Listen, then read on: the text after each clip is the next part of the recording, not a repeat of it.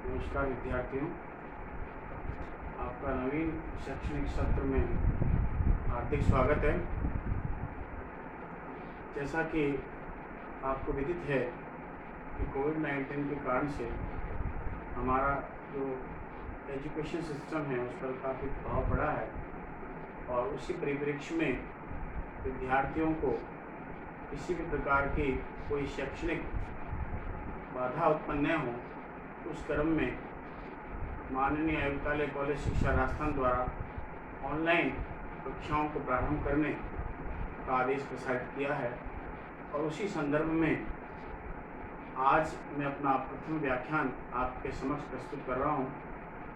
विद्यार्थियों, इस व्याख्यान को प्रारंभ करने से पूर्व मैं आपको बता दूं कि 2 प्रश्न पत्र आपके EFM ग्रुप में होंगे। प्रथम प्रश्न पत्र इंटरनेशनल ट्रेड एंड फाइनेंस है, यानी अंतर्राष्ट्रीय व्यापार एवं वित्त, और दूसरा जो आपका पेपर होगा वो बिजनेस बस्टिंग यानी व्यवसायिक बस्टिंग का है।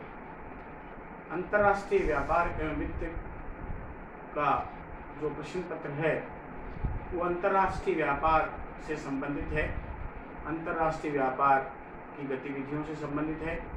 अंतर्राष्ट्रीय व्यापार के इस टॉपिक में या इस प्रश्न पत्र में हम अंतर्राष्ट्रीय व्यापार का अर्थ, अंतर्राष्ट्रीय व्यापार का आंतरिक व्यापार से तुलना, अंतर्राष्ट्रीय व्यापार का लाभ अथवा महत्व, उसकी सीमाएं और अंतर्राष्ट्रीय व्यापार और आंतरिक व्यापार में का तुलनात्मक अध्ययन, अंतर्राष्ट्रीय व्यापार के भुगतान संबंधी विधियां, इस प्रकार के विभिन्न प्रकार के जो टॉपिक हैं उन पर हम चर्चा करेंगे। इसके साथ साथ अन्य भी जो टॉपिक है जिसमें आपका गेट के बारे में बात आती है, WTO का जो टॉपिक है उस पर हम चर्चा करेंगे। तो आज जो हमारा जो प्रथम व्याख्यान है वो एक इंट्रोडक्टरी पार्ट के रूप में है कि अंतर्राष्ट्रीय व्यापार एक सामान्य अध्ययन यानी इंटरनेशनल ट्रेड एक जनरल स्टडी पर आज हम बात करेंगे।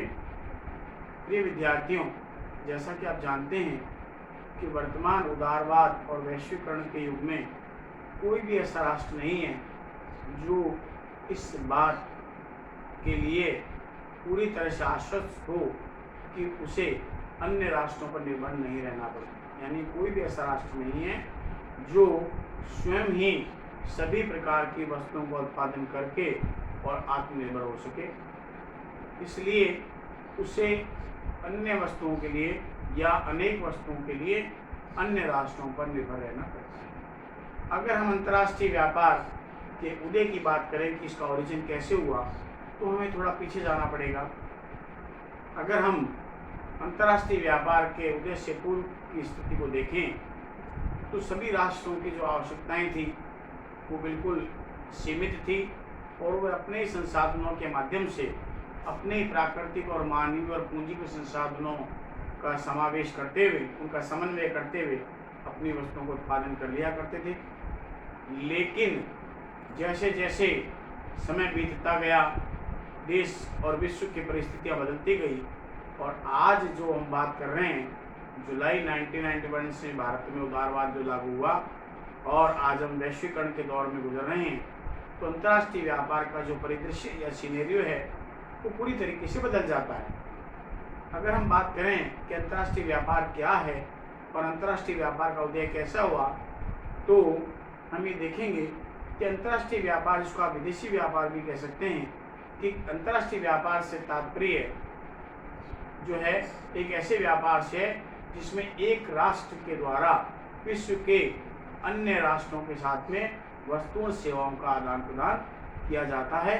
इस प्रकार की क्रिया को अंतर्राष्ट्रीय व्यापार अथवा विदेशी व्यापार अथवा फॉरेन ट्रेड के नाम से भी जाना जाता है। अगर हम ये बात करें कि अंतर्राष्ट्रीय व्यापार का उदय क्यों हुआ, ऐसी आवश्यकता क्यों हुई कि एक राष्ट्र को दूसरे राष्ट्रों से वस्तुओं का क्रय अथवा विक्रय करना पड़ा, जिसे अंतर्राष्ट्रीय भाषा में आयात अथवा निर्यात कहा जाता है। अगर हम ये बात करें कि वर्तमान परिप्रेक्ष्य में कि अंतर्राष्ट्रीय व्यापार का उदय क्यों हुआ, तो उसके लिए कुछ मुख्य कारण उत्तरदायी रहे हैं। मुख्य बात यह है कि अंतर्राष्ट्रीय व्यापार का जो आधार रहा वो मुख्य रूप से अंतर्राष्ट्रीय स्तर पर श्रम विभाजन और विशिष्टीकरण रहा है। नंबर 2, विभिन्न राष्ट्रों की जो भौगोलिक परिस्थितियां हैं वो इसके लिए मुख्य रूप से उत्तरदायी रही है। आज अगर हम बात करें कि अगर हम देखें विश्व के जितने भी राष्ट्र हैं उनकी भौगोलिक परिस्थितियां यानी उसकी जो ज्योग्राफिकल फीचर्स है वो अलग अलग है। उसी प्रकार से राष्ट्रों की डेमोग्राफिकल जो फीचर है वो भी अलग अलग है। और ऐसी स्थिति में भौगोलिक परिस्थितियां अलग अलग होने के कारण और जो है वहाँ पर जो कच्चे माल या रॉ मटेरियल जिसकी बात करें या जिसको हम प्राकृतिक संसाधन या नेचुरल रिसोर्सेज कह सकते हैं वो अलग अलग है। वहाँ के पहाड़ पठार नदियाँ कच्चा माल जो भी अपना आता है जो खनन जिसके माध्यम से जो हम उत्पादन करते हैं वो अलग अलग है। और ऐसी स्थिति में कुछ राष्ट्र कुछ विशिष्ट प्रकार के प्राकृतिक संसाधनों के दृष्टि से बहुत ही विपुल माने जाते हैं, धनी माने जाते हैं। और ऐसी स्थिति में उन राष्ट्रों में जब वो प्राकृतिक संसाधन या जो है वो कच्चा माल सस्ती दर पर उनको प्राप्त होता है या प्रचुर मात्रा में प्राप्त होता है तो ऐसी स्थिति में वो उन वस्तुओं को सस्ती दर पर उत्पादित करने की स्थिति में सक्षम होते हैं। और ऐसी स्थिति में अलग अलग जब राष्ट्र हैं तो अलग अलग राष्ट्र जो है वो अलग अलग प्राकृतिक संसाधनों की दृष्टि से धनी है, इसलिए वे अपने जो है उन वस्तुओं के उत्पादन के संदर्भ में वो विशिष्ट होते हैं कि वे न्यूनतम लागत पर उन वस्तुओं का उत्पादन वो प्रचुर मात्रा में कर पाते हैं। उसी प्रकार अगर आप डेमोग्राफिकल की बात करें तो आप देखेंगे कुछ राष्ट्रों में भारी मात्रा में जनसंख्या पाई जाती है और जहाँ जनसंख्या वृद्धि की दर बहुत ज़्यादा है वहाँ पर श्रमिकों की अगर बात करें लेबर कॉस्ट की बात करें तो बहुत कम आती है, क्योंकि वहाँ पर जनसंख्या अधिक होने के कारण से सस्ती दरों पर श्रम उत्पादित हो जाता है या श्रम जो है वो प्राप्त हो जाता है। पर ऐसी स्थिति में उन राष्ट्रों के द्वारा की जाने वाली उस वस्तुओं की जो लागत है वो अन्य राष्ट्रों की तुलना में कम आती है। तो दूसरा जो सबसे बड़ा कारण बनता है वो है स्पेशलाइजेशन। देखिए वर्तमान परिप्रेक्ष्य की बात करें अंतर्राष्ट्रीय व्यापार का जो उदय हुआ वो विशिष्टीकरण के कारण भी हुआ। और विशिष्टीकरण का तात्पर्य होता है किसी वस्तु विशेष के उत्पादन में विशिष्टता प्राप्त कर लेना। वो किस कारण होता है? वो प्राकृतिक संसाधनों की उपलब्धता के कारण होता है। जिन राष्ट्रों में जो प्राकृतिक संसाधन प्रचुर मात्रा में उपलब्ध होते हैं वो राष्ट्र उस वस्तु के उत्पादन में अपनी विशिष्टता प्राप्त कर लेता है। कारण ये है कि अंतर्राष्ट्रीय व्यापार जो है वो तुलनात्मक लागत के सिद्धांत पर आधारित है। तुलनात्मक लागत का जो सिद्धांत दिया गया वो हेक्सर ओलिन के द्वारा दिया गया और उन्होंने ये बात कही कि अगर अंतर्राष्ट्रीय व्यापार की अगर हम बात करें कि इसकी आवश्यकता क्यों हुई तो उसमें महत्वपूर्ण कारण आता है कि तुलनात्मक लागत में अंतर का पाया जाना।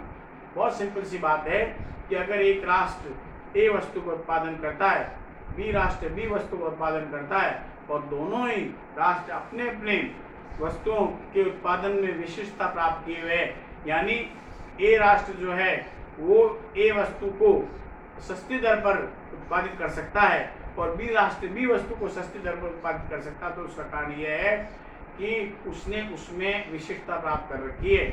ऐसी स्थिति में वो क्या करेगा कि ए राष्ट्र चाहे तो ए और बी दोनों वस्तु बना सकता है, बी राष्ट्र चाहे तो ए और बी दोनों वस्तु का उत्पादन कर सकता है, लेकिन ऐसा वो नहीं करेगा।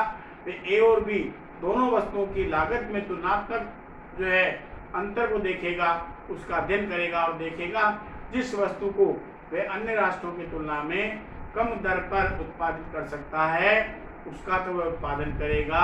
यानी उस वस्तुओं पर अपने प्राकृतिक और मानवीय संसाधन लगा करके जो है न्यूनतम लागत पर उत्पादन की अधिकतम मात्रा उत्पादित करेगा, यानी वह उस वस्तु का निर्यात करेगा।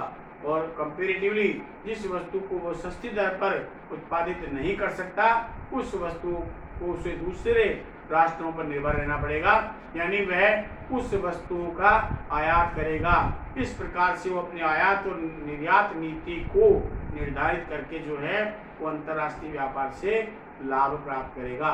तो इस प्रकार से तीन मुख्य कारण रहे हैं जिसके कारण से अंतर्राष्ट्रीय व्यापार का जो उदय हुआ है, जिसमें पहला जो कारण रहा कि भौगोलिक जो और जननांग के डेमोग्राफिकल जो फीचर्स है उसमें अंतर का पाया जाना। नंबर 2 श्रम विभाजन और विशिष्टीकरण से लाभ प्राप्त करना, और नंबर 3 तुलनात्मक लागत में अंतर का पाया जाना, यानी different in the comparative cost, जो कि हेक्सर ओनिन ने अपना एक अंतर्राष्ट्रीय व्यापार का तुलनात्मक लागत का जो सिद्धांत दिया है उसमें उन्होंने इस बात को बताया कि अंतर्राष्ट्रीय व्यापार का उदय होने का सबसे बड़ा कारण यही है कि तुलनात्मक लागत में अंतर पाया जाता है। अगर हम बात करें कि अंतर्राष्ट्रीय व्यापार के प्रकारों के बारे में, तो अंतर्राष्ट्रीय व्यापार को 3 प्रकार से अलग अलग रूप में देखा जाता है। सबसे पहला एक्सपोर्ट ट्रेडिंग होता है, जिसको आप एक्सपोर्ट ट्रेड कह सकते हैं। दूसरा हमारा इंपोर्ट ट्रेड होता है, और तीसरा हमारा री एक्सपोर्ट ट्रेड होता है। एक्सपोर्ट ट्रेड का मतलब है जब एक राष्ट्र के द्वारा विश्व के दूसरे राष्ट्रों को अपने द्वारा उत्पादित वस्तुओं का विक्रय किया जाए तो उसे निर्यात व्यापार कहा जाता है। नंबर 2 इंपोर्ट ट्रेड, यानी आयात व्यापार। आयात व्यापार से तात्पर्य ये है कि जब एक राष्ट्र विश्व के दूसरे राष्ट्रों से विभिन्न वस्तुओं का जो उसकी देश की आवश्यकता के अनुरूप है उसका जब वह क्रय करता है तो उसे आयात व्यापार कहा जाता है। नंबर 3 आता है पुनः निर्यात व्यापार। पुनः निर्यात व्यापार आयात व्यापार और निर्यात व्यापार का मिला जुला रूप है, और इसका तात्पर्य है कि जब एक राष्ट्र के द्वारा दूसरे राष्ट्रों से कच्चे माल का आयात करके उसे पुनः जो है निर्मित माल में परिवर्तित करके अन्य राष्ट्रों को अगर निर्यात कर दिया जाए तो ऐसे व्यापार को पुनः निर्यात व्यापार कहते हैं। Japan is the best example of री एक्सपोर्ट ट्रेडिंग, यानी पुनः निर्यात व्यापार का सबसे बड़ा उदाहरण जो है वो जापान माना जाता है अंतर्राष्ट्रीय स्तर पर, जो विश्व के विभिन्न राष्ट्रों से कच्चे माल का आयात करके उसके बाद में उसे निर्मित वस्तु के रूप में परिवर्तित करके विश्व के विभिन्न राष्ट्रों को विक्रय करके, जिसको आप निर्यात कहते हैं, निर्यात करके वो अंतर्राष्ट्रीय व्यापार से वो लाभ प्राप्त करता है। अगर हम बात करें कि अंतर्राष्ट्रीय व्यापार में कुछ विशिष्ट प्रकार की विशेषताएं पाई जाती है, और वो विशेषताएं जो है वो आंतरिक व्यापार की तुलना में अलग होती है। सबसे पहली जो विशेषता है, इसमें 2 पक्षकार पाए जाते हैं, आयातकर्ता और निर्यातकर्ता होता है। अंतर्राष्ट्रीय व्यापार का जो स्कोप है, जो क्षेत्र है, जो दायरा है, वो आंतरिक व्यापार की तुलना में काफ़ी बड़ा होता है, क्योंकि विश्व के सभी राष्ट्रों के साथ में एक राष्ट्र जो व्यापार कर सकता है। अंतर्राष्ट्रीय व्यापार आंतरिक व्यापार की तुलना में कुछ ज़्यादा कॉम्प्लिकेटेड माना जाता है, क्योंकि वहाँ पर उनकी टर्म एंड कंडीशंस वगैरह जो होती है, व्यापार की जो शर्तें होती हैं वो अलग अलग प्रकार की होती है।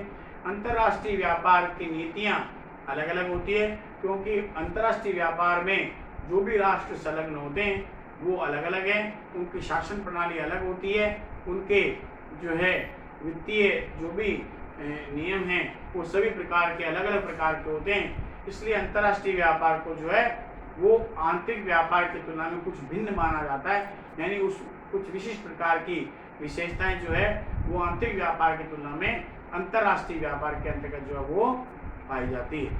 अगला हमारा जो टॉपिक है इसी पर हम आगे चर्चा करेंगे कि अंतर्राष्ट्रीय व्यापार का जो महत्व क्या होगा, उसकी सीमाएं क्या है, और अंतर्राष्ट्रीय व्यापार का आंतरिक व्यापार से हम किस प्रकार तुलना कर सकते हैं। धन्यवाद।